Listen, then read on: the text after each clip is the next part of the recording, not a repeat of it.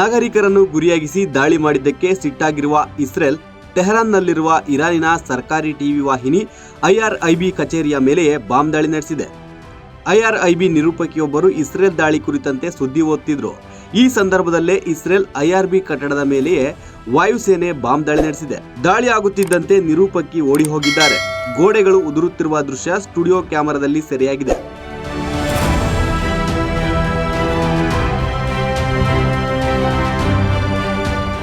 ಪಶ್ಚಿಮ ಏಷ್ಯಾದ Israel Iran ದೇಶಗಳ ಮಧ್ಯೆ ಯುದ್ಧೋನ್ಮಾದ ತಾರಕಕ್ಕೇರಿದ್ದು ಸುಮಾರು 2000 ಕಿಲೋಮೀಟರ್ ದೂರ ಇದ್ದರೂ ಎರಡೂ ರಾಷ್ಟ್ರಗಳು ಪರಸ್ಪರ ಖಂಡಾಂತರ ಕ್ಷಿಪಣಿಗಳು ಡ್ರೋನ್ಗಳ ಮೂಲಕ ಸಂಘರ್ಷ ನಡೆಸುತ್ತಿವೆ.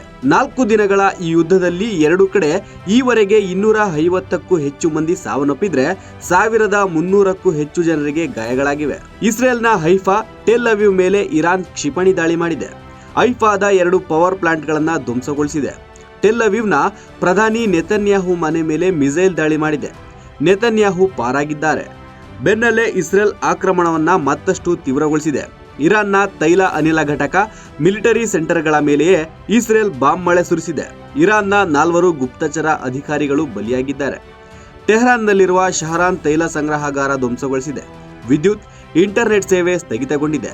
ಅಷ್ಟೇ ಅಲ್ಲ, ವಿಶ್ವದ ಅತಿ ದೊಡ್ಡ ಅನಿಲ ಕ್ಷೇತ್ರ ಸೌತ್ ಪಾರ್ಸ್ನಲ್ಲಿ ಅನಿಲ ಉತ್ಪಾದನೆಯನ್ನ ಸ್ಥಗಿತಗೊಳಿಸಿದೆ. ಇದರಿಂದ 12 ಮಿಲಿಯನ್ ಕ್ಯೂಬಿಕ್ ಗ್ಯಾಸ್ ಉತ್ಪಾದನೆ ಬಂದಾಗಿದ್ದು ಅನಿಲ ದರ ಹೆಚ್ಚಾಗುವ ಸಾಧ್ಯತೆ ಇದೆ. Bureau report, boss TV Kannada. Latest ಹಾಗೂ ಇಂಟ್ರೆಸ್ಟಿಂಗ್ ಸುದ್ದಿಗಳಿಗಾಗಿ ಬಾಸ್ ಟಿವಿ ಕನ್ನಡ ಚಾನೆಲ್ನ ಸಬ್ಸ್ಕ್ರೈಬ್ ಮಾಡಿ. ಹಾಗೆಯೇ ಬೆಲ್ ಐಕಾನ್ ಪ್ರೆಸ್ ಮಾಡಿ. ಇದರ ಜೊತೆಗೆ ಫೇಸ್ಬುಕ್, ಇನ್ಸ್ಟಾಗ್ರಾಮ್, ಎಕ್ಸ್ನಲ್ಲೂ ಮಿಸ್ ಮಾಡದೆ ಫಾಲೋ ಮಾಡಿ.